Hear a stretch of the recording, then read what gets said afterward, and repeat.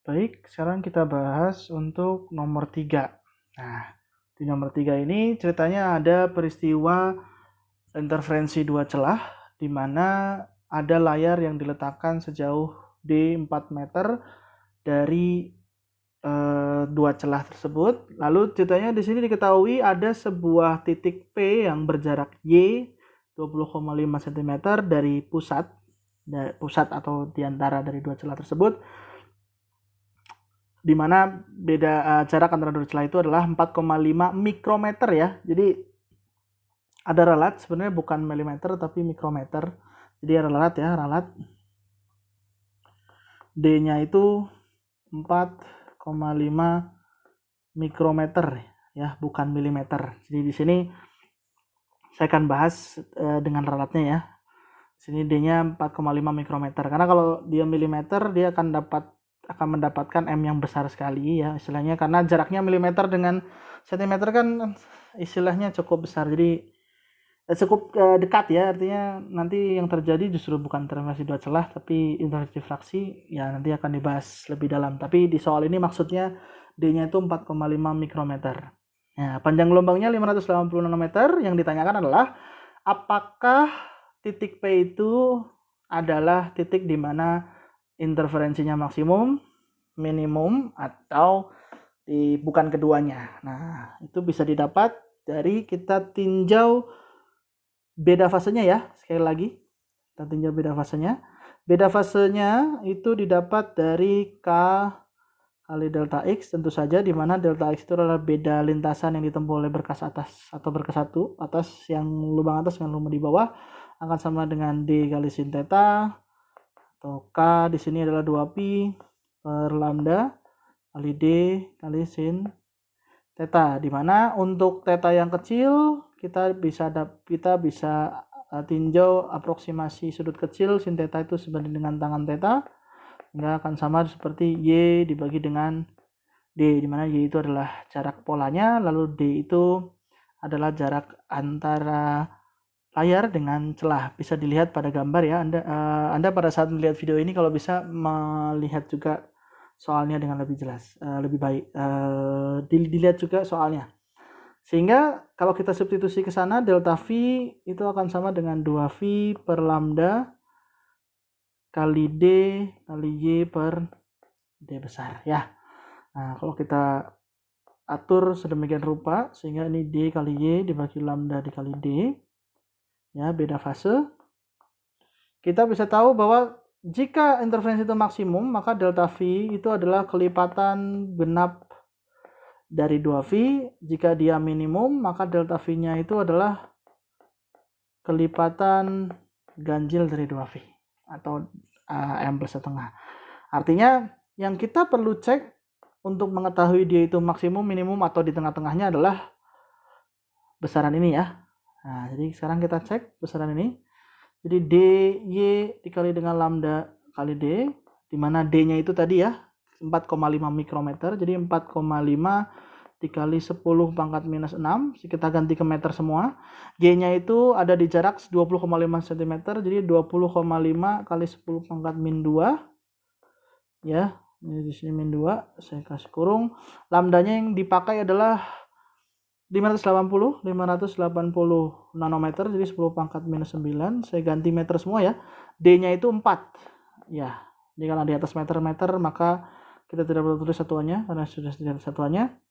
Hasilnya kalau dihitung ya, kalau dihitung di situ adalah 10 pangkat 3 segala macam. Itu Anda bisa cek sendiri hitungannya, kira-kira hasilnya adalah 0,397 ya. Jadi M-nya itu 0,397. Nah, seperti kalau kita bandingkan, dia M-nya itu bukanlah kelipatan bilangan cacah, bukan juga kelipatan bilangan cacah ditambah setengah. Ini dia artinya kesimpulannya titik P atau yang berjarak Y itu adalah titik yang bukan maksimum, bukan juga minimum. Atau kita bisa sebut dia titik intermediate atau titik tengah-tengah ya. Kita bisa sebut dia titik tengah-tengah. Nah, artinya dia titik between ya. Kalau di situ titik between atau intermediate ya. Intermediate. Oh, tidak jelas. Intermediate ya. Ya, saya tulis intermediate. Ya. Oke. Lalu yang B, pada saat kita mengerjakan yang B, yang ditanyakan adalah berapa rasio intensitas pada poin P terhadap intensitas di pusat. Ya, kalau kita tahu untuk intervensi celah ganda, intervensi di titik di sudut tertentu ya, di titik P itu akan sama dengan 4 kali intervensi ya, 4 intervensi I0 ya, 4 kali I0 ya. I0 itu adalah bukan intervensi, maaf, intensitas sumber dikalikan kosinus kuadrat kali delta V di titik P dibagi dengan 2. Seperti kita sudah tahu, kita punya delta V di situ adalah 0,397 kali 2 pi ya. Ya, kita punya 3927 kali 2 pi, atau kalau kita bisa hitung itu sama dengan 0,7931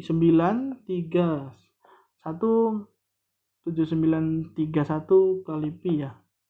Ya, kalau kita substitusi ke dalam, yang ditanyakan adalah berapa intensitas perubahan rasio intensitas di titik P dengan intensitas center.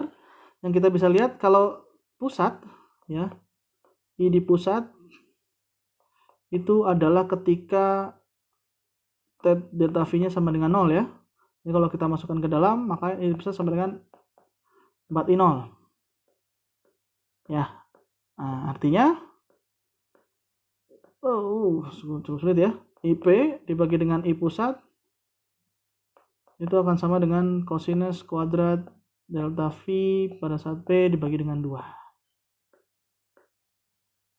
Artinya kosinus kuadrat 0,397 pi. Nah, jika Anda menggunakan kalkulator Anda, ya, kalau Anda menggunakan kalkulator Anda, maka Anda bisa dapatkan IP dibagi I pusat akan sama dengan 0,101.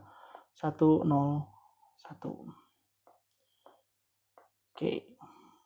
Ingat 4 ini ya, yang perlu dilihat 4 ini muncul karena kalau Anda perhatikan pada saat penurunan persamaan intensitas ini, maka karena intensitas interferensi celah ganda itu berasal dari sudut yang sama, berasal dari cahaya yang sama, maka dia akan punya amplitude yang sama, sehingga nanti pada saat kita kerjakan secara analitik superposisinya pada titik P, maka dia akan muncul 2 kali amplitudo dari penjumlahan sinusoidalnya, maka lalu yang intensitas itu adalah kuadrat dari panjang gelombangnya sebanding dengan kuadrat dari amplitudo, maka kita kuadratkan akan dapat 4. 4 itu berasal dari kuadrat tadi. Jika Anda masih ragu, cek lagi catatannya, cek lagi bukunya.